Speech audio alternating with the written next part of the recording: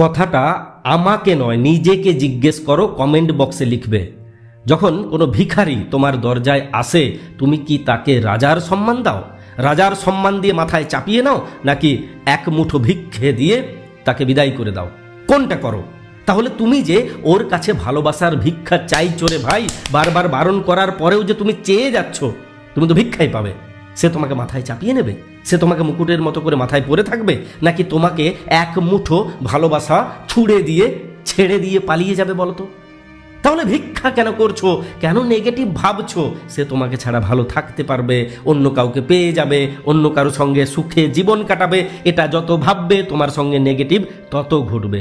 সে যদি তেমনটা নাও ভাবে, তোমার নেগেটিভ ভাবনাগুলো ওকে সেই ভাবনা ভাবাতে বাধ্য করে দেবে।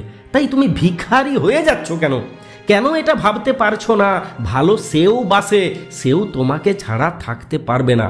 সে মোবাইল নয় রে বাবা, তার মনটাও মন। সে তোমাকে চাইলে ডিলিট করে দিতে পারবে না। 4 দিন 10 দিন 4 মাস মেসেজ না করে থাকতে পারে।